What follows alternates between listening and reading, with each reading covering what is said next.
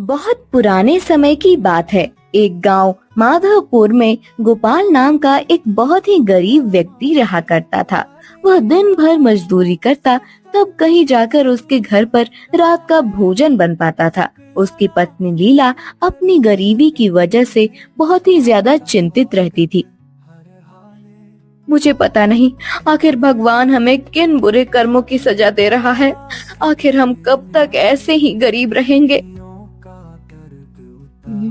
तुम चिंता मत करो लीला, ईश्वर पर भरोसा रखो। एक दिन हमारा बुरा समय टल जाएगा। मनुष्य के जीवन में सुख दुख तो चलता ही रहता है। इसी उम्मीद में मैंने आपके साथ 10 वर्ष गुजार दिए। धन आना तो बहुत दूर की बात है, मैं तो संतान के सुख से भी वंचित हूँ। इतना सुनकर गोपाल काम ढूंढने के लिए घर से निकल जाता है। कुछ देर बाद गोपाल अपने गांव के पास के जंगल में पहुंच जाता है, जहां पर उसे एक साधु बाबा मिलते हैं। बालक, क्या तेरे पास मेरे खाने के लिए एक रोटी मिल सकती है? हाँ जी बाबा जी, इत्तेफाक से मेरे पास इस समय एक ही रोटी है। मैं एक दिन में केवल एक ही व्यक्ति के सामने हाथ फैलाता हूँ। अब तू सोच ले, क्या मुझे भूखा यहाँ से वापस भेजेगा? साधु की बात सुनकर गोपाल सोच में पड़ गया। कुछ देर सोचने के बाद गोपाल बोला, बाबा जी, मुझे तो अब भूखा रहने की आदत सी हो गई है। ऐसा करिए, ये रोटी आप ही खा लीजिए। गोपाल ने एक रोटी साधु को पकड़ा दी। तूने मुझे एक रोटी दी है, कल तक तुझे इसका फल मिल जाएगा बेटे। हाँ।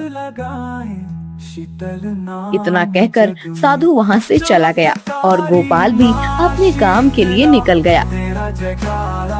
जब गोपाल शाम के समय अपने घर की ओर वापस जा रहा था, तब उसे रास्ते में एक बैग पड़ा हुआ दिखाई दिया। पहले तो कुछ देर गोपाल उस बैग के पास खड़ा रहा, पर जब बहुत देर हो गई और उस बैग को कोई लेने नहीं आया, तब गोपाल उस बैग को उठाकर अपने घर ले आया और सारी बात अपनी पत्नी को बताई। इसे खोलकर तो देखिए। गोपाल ने जैसे ही उस बैग को खोला तो वह बैग पूरा पैसों से भरा हुआ था। गोपाल और उसकी पत्नी हैरानी से पैसे से भरे हुए उस बैग को देखने लगे। मुझे तो लगता है ये सब उन जंगल वाले साधु महाराज का चमत्कार है।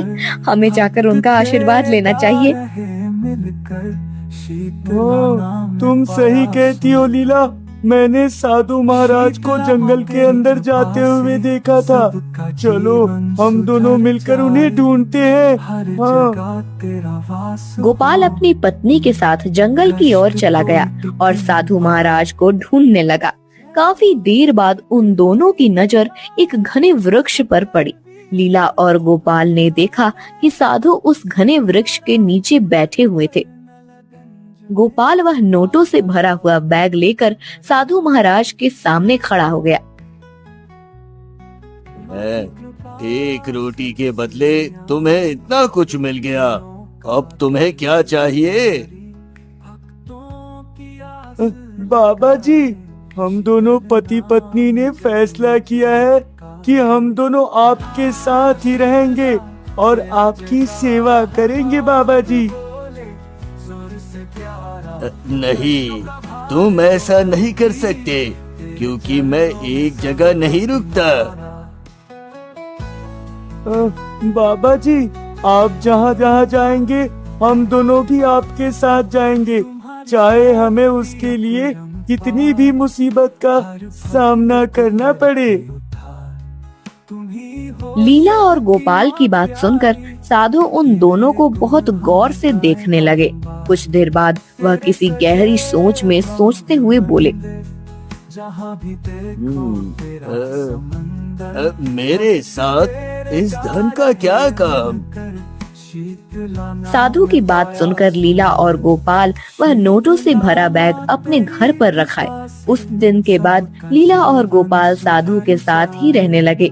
साधु जहाँ भी जाते वह दोनों पति पत्नी उनके साथ चलते और दोनों साधु के साथ साथ गांव-गांव, जंगल-जंगल भटकने लगे।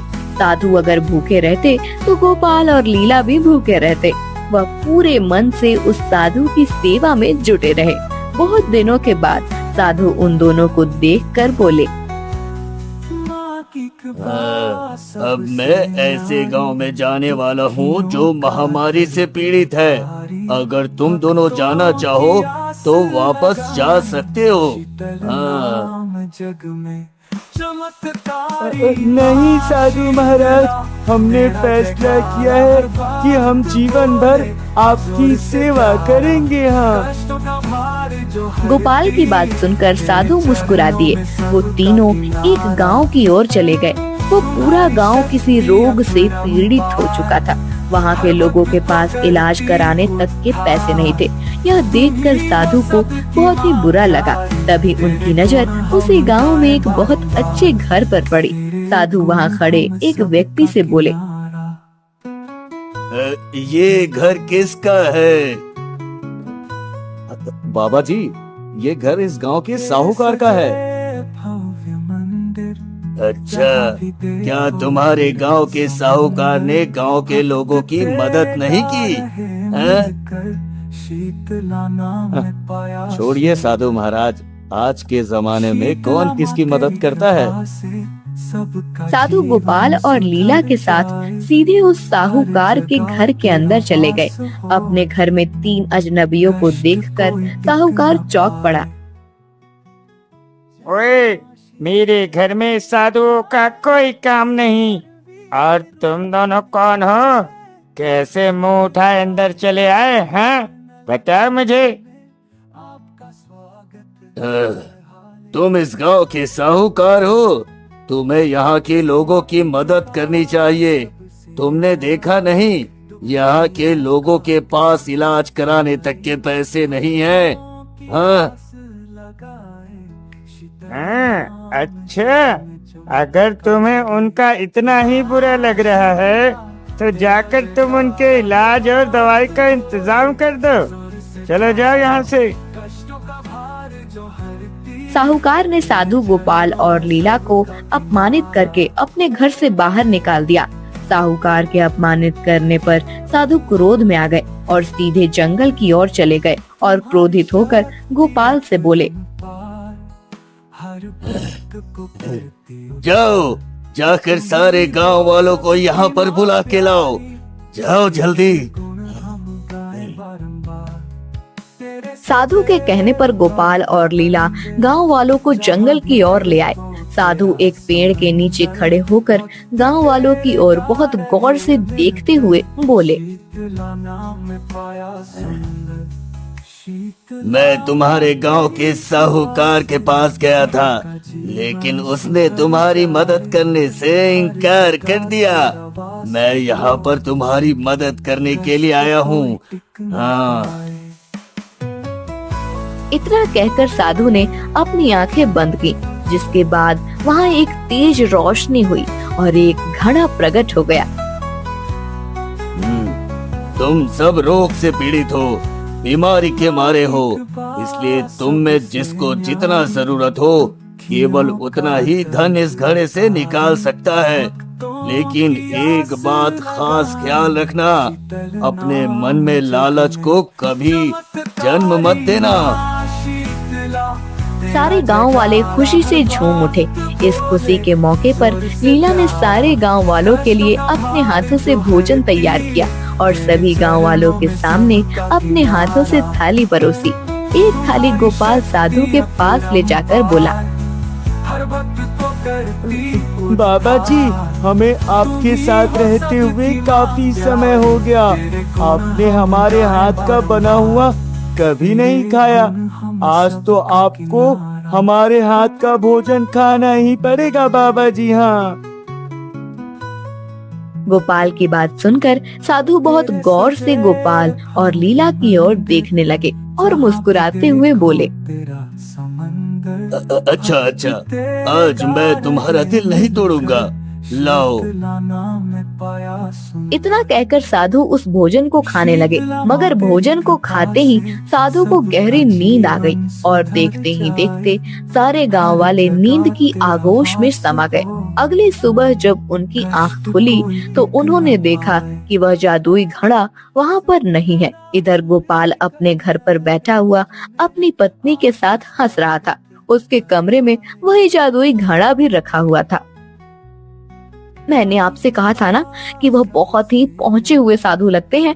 अगर आप सिर्फ नोटों से भरे बैग से संतुष्ट हो जाते तो क्या आपके जीवन में इतना सुख देख पाते?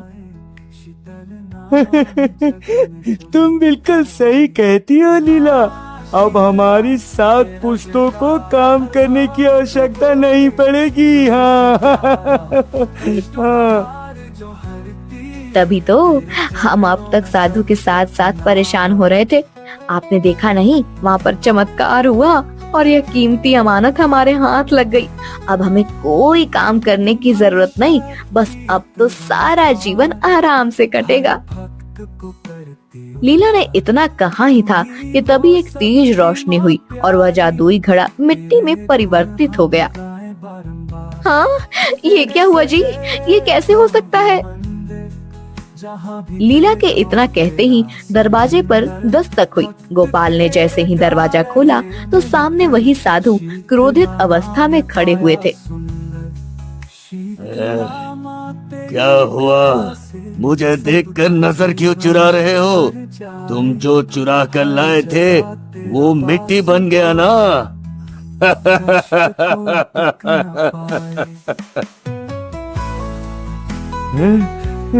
ये आपने ठीक नहीं किया साधु महाराज। हमने आपकी बहुत सेवा की।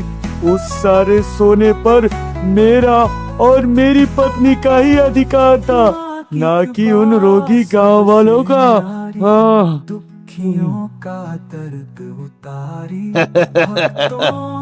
तुमने शायद सुना नहीं था, मैंने कहा था कि अपने मन में लालच पैदा मत होने देना। तुमने मेरी जितनी सेवा की वो सच्ची श्रद्धा से नहीं बल्कि लालच से की। लालच से जा, मैं तुम्हें श्राप देता हूँ, श्राप। साधु ने इतना कहा तभी लीला साधु के पैरों में गिर गई। हमें माफ कर दो साधु महाराज, हमसे बहुत बड़ी भूल हो गई। साधु बहुत ही दयावान थे। लीला को रोता हुआ देखकर उन्हें दया आ गई। अच्छा, जाओ, मैंने तुम्हें क्षमा किया, लेकिन तुम जीवन भर अब गरीब ही रहोगे और हमेशा संतान सुख से जहाँ भी देखो